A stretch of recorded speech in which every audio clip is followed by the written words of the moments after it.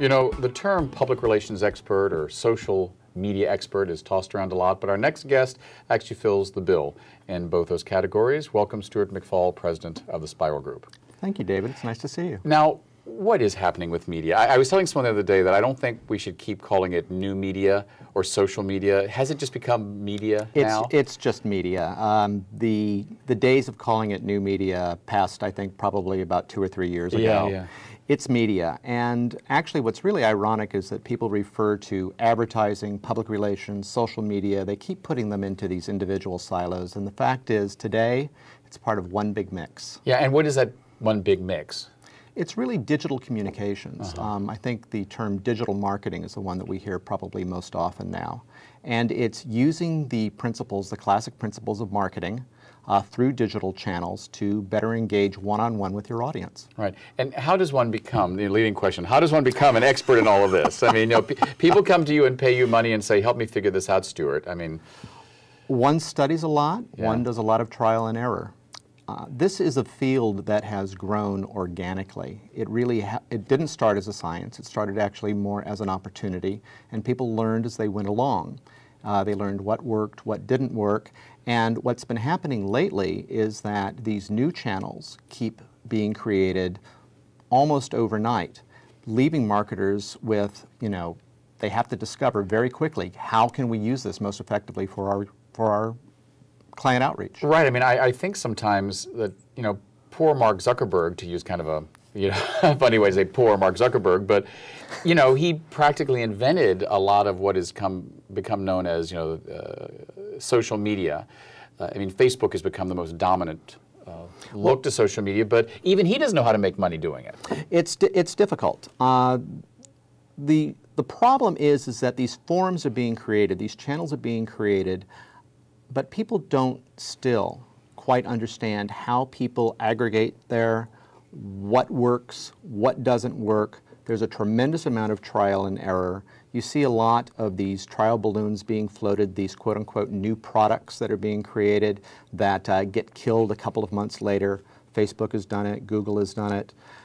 It's an industry that's still learning what it is about. Right. Now, before you started going into digital media, quote-unquote new media a few years ago, you were a public relations marketing strategist. How has this great new world of the last 4 years changed what you do? Do you still consider yourself a PR guy, a marketing guy? What do you put on your business card now? I would say I'm a relationships guy because public relations, I've always said, is about facilitating public relationships for your clients. And digital channels have really created the opportunity to deepen those relationships. It's giving you more opportunities to reach out, more opportunity for one-to-one connection, more opportunity to reach people in a targeted way that you've never been able to do before. And I would say this has forced us to really position ourselves as being relationships people that try to position our clients in the most successful way to create the kind of relationships that they want to create. Right. What is the most common client ask when a client comes to you and says, you know, get me some of this social media or help me understand it? Is there one thing that they keep asking more than anything else? Well, I'll tell you, this is the thing that's happened lately, is that everyone wants to launch next week. Yes. And it's very interesting in that to launch a company effectively, and this is if there's any carryaway that anybody can get from this discussion, it's that to launch a company effectively and successfully, it doesn't happen overnight. It is a process. And the process takes, I would say, at the very minimum, about a 6-week setup. 3 months is ideal. And then for you to really start getting traction, I always say it takes about as long as it takes to have a baby, about 9 months. Right. And is it because the companies don't have the patience or the capital to see a campaign through that long? That they often don't have the foresight. They don't have the understanding that this is really how it works, and particularly in today's social media world. I think a lot of people are hampered by expectations for public relations and social media that are based on paradigms that are, you know, a dozen years old. Right. Now, how did you get into this field? Did you wake up one day and say, I'm going to be public relations marketing guy, or did you come into it through the back door? I came in really through the back door. I studied political science in college. I loved campaigns. I had no idea what I was going to do with my life, though, once I graduated from college. And so I kind of took, you know, the easy way out, which is I went to work for my national fraternity. I did that for a couple of years. And I realized while I was doing that, that the things that I really liked were things that also had to do with public relations. So I was either going to, after that, pursue public relations or advertising. And I went to work for an advertising firm where I practiced in both areas.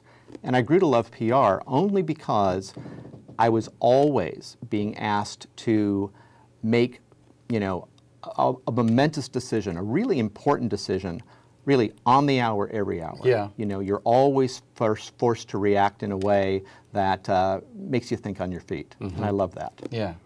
What do you think is the biggest misperception about what public relations campaigns can do and can't do? Like, I mean, I remember I've told people from my years working in PR that, you know, a PR campaign is not going to sell all your tickets, but it may develop a relationship with people who might buy your tickets. That's correct. You know, what a public relations campaign can do for you is that it really can burnish your brand. It can create a brand. And you can decide at the beginning whether or not you want to be a company, you want to just be a product, or whether or not you want to be a brand. If you want to be a brand, it means that you have to approach the market in a very different way. It means you kind of have to think bigger. It means that you have to really work harder at developing these relationships. And public relations can help you develop the relationships to get the kind of support from third parties that no other vehicle can really help you do. The right relationships with analysts, the right relationships with journalists, and now today, because of social media, the right relationships with the consumers themselves. Right. What do you read as far as content? Like when you, I mean, like Mashable, TechCrunch. I mean, where do you go in the morning on your iPad or whatever and get information and ideas from? You know, it's really a mashup. I read, of course, you know, all the traditional techs. You know, TechCrunch, All Things D, you know, et cetera, et cetera. I also read the local media because, you know, most of our clients are in Silicon Valley. I like to know what's going on locally. And then I read a lot of pop culture because I found that leveraging pop culture references in the work we do really works when you're trying to do outreach. So you have to keep up with Lindsay Lohan. You have to keep up with Lindsay Lohan. You know, I got to tell you, pitches that include Lindsay Lohan in the header always work. I don't doubt it for a second. Yeah. In our last few seconds, a bit of advice for someone who's thinking about entering into a PR campaign. What are some do's and don'ts in our last few moments? Give yourself time, number one. Make sure that you budget for it appropriately, and allow yourself to think big. Take the blinders off and say, that's the star I want to achieve, and go for it. Great, thanks very much. My pleasure. We've been speaking with Stuart McFaul of Spiralgroup. Next up, we're going to learn about the important ongoing work of San Francisco's Larkin Street Youth Services. We'll be right back.